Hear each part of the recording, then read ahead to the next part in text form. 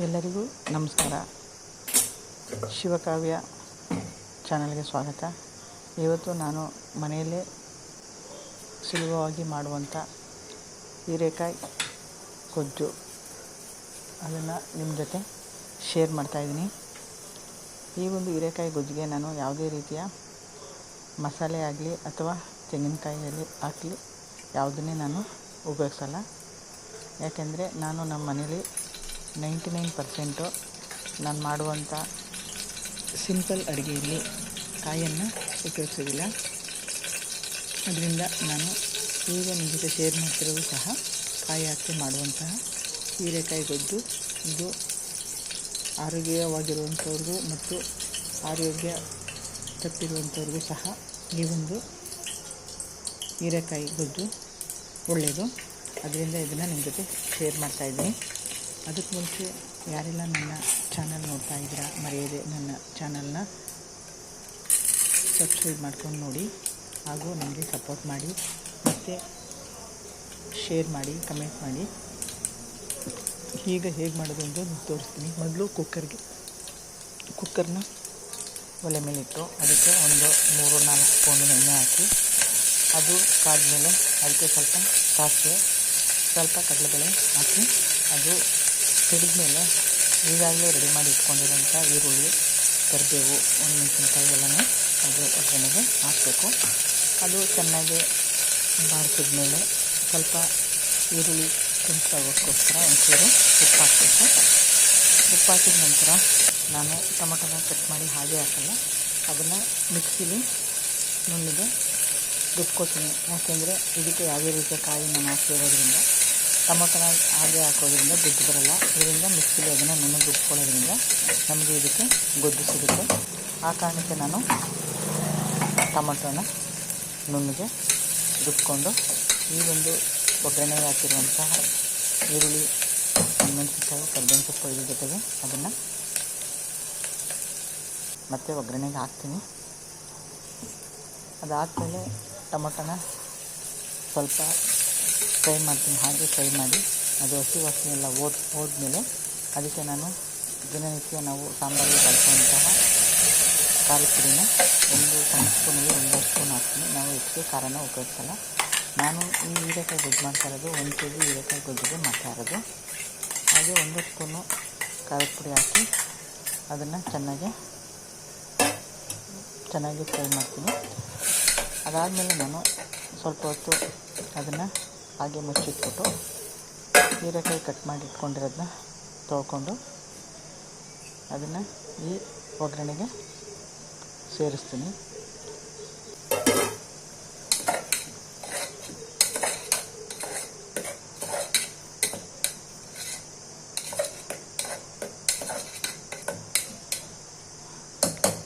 ಈ ಚೆನ್ನಾಗಿ ಬಾಡಿಸ್ಕೊಂಡಿರೋಂತಹ ಈ ಒಗ್ಗರಣೆ ಮತ್ತು ಟೊಮೊಟೊಗೆ ನಾವು ತೊಳೆದಿಟ್ಕೊಂಡಿರೋಂಥ ಹೀರೆಕಾಯಿನ ನಾವು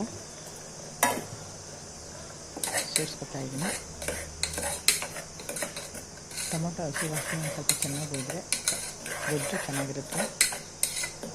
ಇದನ್ನು ಮಕ್ಕಳು ಸಹ ತಿನ್ಬೋದು. ಯಾವುದೇ ರೀತಿಯ ಗ್ಯಾಸ್ಟ್ರಿಕ್ ಅದು ಇದು ಬರಲ್ಲ. ಈಗ ಇದಕ್ಕೆ ನಾನು ತೊಳೆದಿರುವ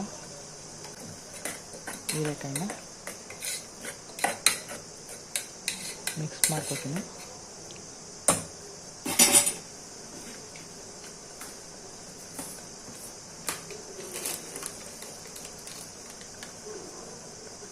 ಇದಕ್ಕೆ ಮಿಕ್ಸ್ ಮಾಡೋಕ್ಕೆ ಮುಂಚೆ ನಮ್ಮ ಗೊಜ್ಜಿಗೆ ಬೇಕಾಗಿರುವಂತಹ ಉಪ್ಪನ್ನು ಹಾಕ್ತಾಯಿದ್ದೀನಿ. ನಾನು ಯಾವಾಗಲೂ ಕಲ್ಲುಪ್ಪನ್ನೇ ಉಪಯೋಗಿಸ್ತೀನಿ. ಪುಳಿ ಉಪ್ಪು ಅಷ್ಟೊಂದು ಟೇಸ್ಟ್ ಕೊಡಲ್ಲ ಅನ್ನೋ ಕಾರಣಕ್ಕೆ ನಾನು ದಪ್ಪನೇ ಉಪಯೋಗಿಸ್ತೀನಿ. ಈಗ ಇದಕ್ಕೆ ತೊಳೆದಿಟ್ಕೊಂಡಿದ್ದ ಹೀರೆಕಾಯಿನ ಹಾಕ್ತಾಯಿದ್ದೀನಿ.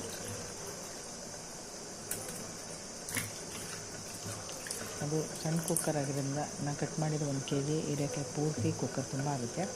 ಒಂದು 10 ನಿಮಿಷ ಆದಮೇಲೆ ಅದು ಫುಲ್ಲು ಫ್ರೈ ಆದಮೇಲೆ ಎಲ್ಲ ಸುಂಡೋದ್ಮೇಲೆ ಎಲ್ಲ ಕುಕ್ಕರಲ್ಲಿ ಕಡಿಮೆ ಆಗುತ್ತೆ. ಅದನ್ನೆಲ್ಲ ಹೀರೆಕಾಯಿ ಎಲ್ಲ ಪೂರ್ತಿ ಹಾಕಿ ಈ ಈರುಳ್ಳಿ ಮಸಾಲೆಯೊಂದಿಗೆ ಚೆನ್ನಾಗಿ ಅದನ್ನು ನಾವು ಮಿಕ್ಸ್ ಮಾಡಬೇಕು. ಚೆನ್ನಾಗಿ ಮಿಕ್ಸ್ ಮಾಡಾದಮೇಲೆ ನಾವು ಸ್ವಲ್ಪ ನೀರು ಹಾಕಿ, ಅಂದರೆ 1/4 ಕಪ್ ನೀರು ಅದ್ರ ಜೊತೆಗೆ ಹಾಕಿ ನಾವು ಅದನ್ನು ಹಾಕಿ ಕುಕ್ಕರ್ನ ಮುಚ್ಚಬೇಕು. ನಂತರ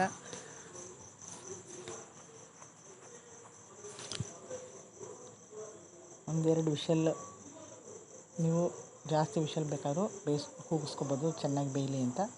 ಇಲ್ಲ ಅಂದರೆ 2 ವಿಷಲ್ಲೇ ಸಾಕಾಗುತ್ತೆ. ನಾನು 3 ವಿಷಲ್ ಕೂಗಿಸ್ತೀನಿ. 3 ವಿಷಲ್ ಆದಮೇಲೆ ಅದು ಚೆನ್ನಾಗಿ ಬೆಂದಿರುತ್ತೆ. ಅದನ್ನು ಮತ್ತೆ ನಾನು ಚೆನ್ನಾಗಿ ಮಿಕ್ಸ್ ಮಾಡಿ 1-2 ನಿಮಿಷ ಸ್ಟವ್ ಮೇಲೆ ಹಾಗೆ ಕುದಿಯೋಕ್ಕೆ ಬಿಡ್ತೀನಿ. ಬಿಟ್ಟಾದಮೇಲೆ ಅದನ್ನು ನಾನು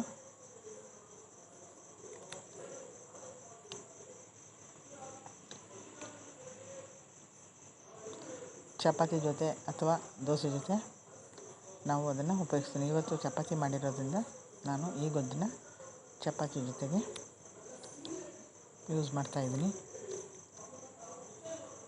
ಈ ಒಂದು ಸಿಂಪಲ್ಲಾಗಿರುವಂತಹ ಹೀರೆಕಾಯಿ ಗೊಜ್ಜು ನಿಮಗೆ ಇಷ್ಟ ಆಗಿದೆ ಅಂದ್ಕೊಂಡಿದ್ದೀನಿ. ಯಾಕೆಂದರೆ ನನಗೆ ಸರಿಯಾಗಿ ಈ ಒಂದು ಅಡುಗೆ ವಿಡಿಯೋ ಮಾಡೋಕ್ಕೆ ಅಷ್ಟಾಗಿ ಸರಿಯಾಗಿ ಗೊತ್ತಾಗ್ತಿಲ್ಲ. ಆದರೂ ನನ್ನ ತಿಳುವಳಿಕೆಗೆ ತಕ್ಕಂತೆ ನಾನು ಈ ಒಂದು ನಾನು ದಿನ ಮಾಡುವಂಥ ಅಡುಗೆಯಲ್ಲಿ ನಾನು ಸಿಂಪಲ್ಲಾದ ಅಡುಗೆನ ನಿಮ್ಮ ಜೊತೆ ಶೇರ್ ಮಾಡ್ತಾಯಿದ್ದೀನಿ.